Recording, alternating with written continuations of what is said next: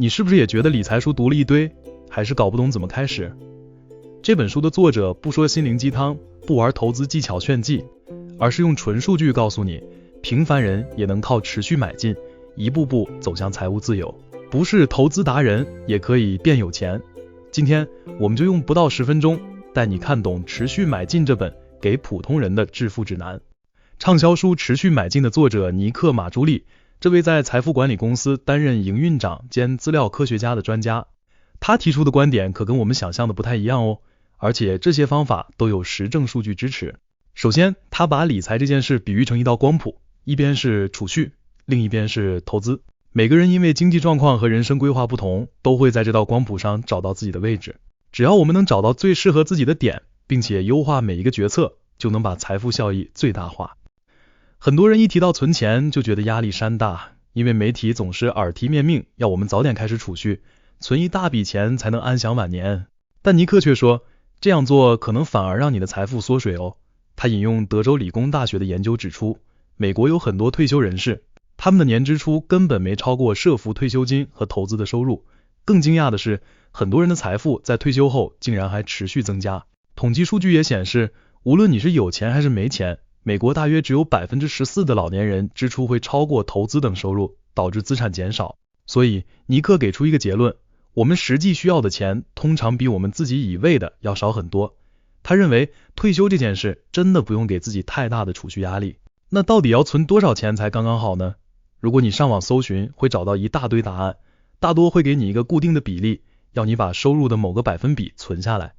但尼克觉得这些说法有2大问题。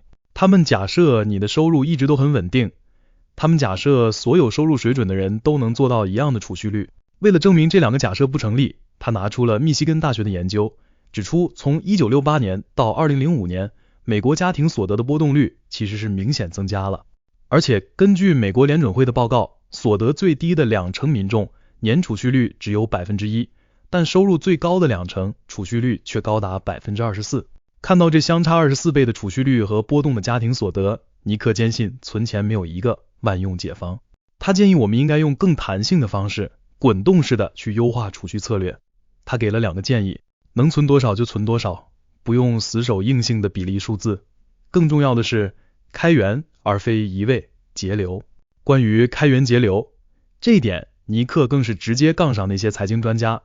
他觉得那些过度推崇省钱致富的论点，像是每天少喝一杯咖啡就能变百万富翁，根本就是个陷阱。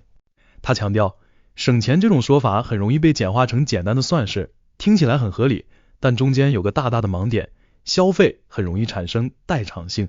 也就是说，你可能在咖啡上省了钱，却在不知不觉中从其他消费项目花掉更多钱。而且根据美国劳工局的调查，全美所得较低的40%家庭收入根本只够支付基本开销，哪有什么空间可以省？反观高收入家庭，他们虽然花得多，但赚得更多倍。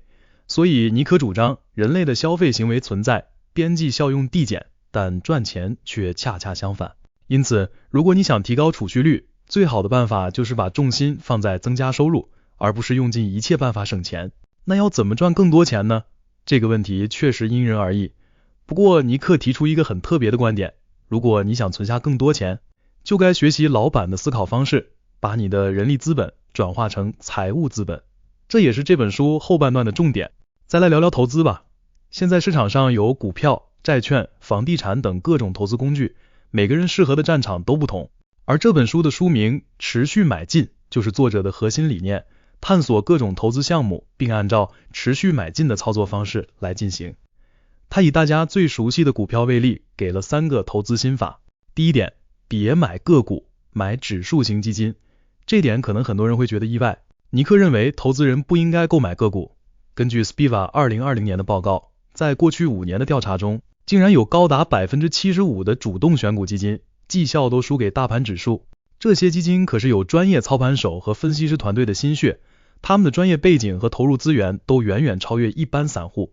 但即便如此，胜率还是这么低。另一项更残酷的研究显示，从1926年以来，全美股票市场的竞争力竟然只来自于表现最好的 4% 上市公司。所以尼克认为，一般人既没有主动选股基金那样庞大的资源，也不可能稳定选到那最强的 4% 企业。要击败大盘指数，难度比你想象的还要高很多。因此，他最终建议我们购买指数型基金，这样就能拥有一篮子股票，通常绩效会比你自己去挑选赢家来得好。第二点，尽早投资。尼克引用股神巴菲特1988年的话，他说美国在20世纪经历了2次世界大战，10多次经济衰退和金融恐慌，以及各种灾难。但在这段期间，道琼工业指数却从66点一路飙升到11000多点，其他国家的股市也大多呈现长期上涨的趋势，所以他认为只要有能力就尽早进场投资，这绝对是不会错的道理。第三点，持续买进，不要等待逢低买入。到底是要等时机逢低买入，还是有钱就进场呢？这里尼克再次重申持续买进这个核心理念，他以标普500指数为观察对象，比较了定期投资的平均成本法和等待低点再入场的逢低买进法，哪个更好？观察和回测结果显示，大多数时候平均成本法的绩效都比逢低买进来得更好。为什么呢？因为如果你一直等着低点，很可能会错过市场持续上涨的大波段，也就失去了让资本复利成长的机会。更何况，这还是建立在投资人能精准找到市场底部的假设上。在真实世界中，我们没有上帝视角，绩效肯定会落后于平均成本的投资策略。最后一个重点是，什么时候该卖出资产呢？尼克提出了3种情境：降低风险，再平衡，调整你手上不同类型资产的比例。虽然再平衡可能会稍微拉低报酬率，但它在管理风险上的优点却非常突出，能避免股票崩盘对你整体资产组合造成过大的负面影响，摆脱过度集中的持股或是持续亏损的部位。他建议采用分批出售的方式，这样可以避免卖出后价格反弹，最终导致心态崩盘，达成个人投资目的。卖股票的时机最终要回到你个人的投资目的。有些人是为了支付孩子的教育基金，有些人是为了买房。无论你的投资目的是什么，尼克都强调，要先把钱用于你需要的生活，之后再去考虑投资来达到你想要的生活。这本书我们差不多就介绍到这。由于篇章问题，书中还有很多值得探讨的问题，值得参考的观念，我们无法一一提到。如果有兴趣的朋友，欢迎阅读《持续买进》这本书，提升自己的财务规划能力。如果你也是一个没背景、没特权，但渴望透过知识翻身的普通人，记得订阅精读，我们每周帮你拆解一本书，打造能真正改变人生的知识系统。想进一步了解持续买进的原书内容，欢迎点开资讯栏连结，也别忘了留言告诉我们你对持续买进的投资策略有什么看法。我们下期见，一起用知识打造财务自由的生活。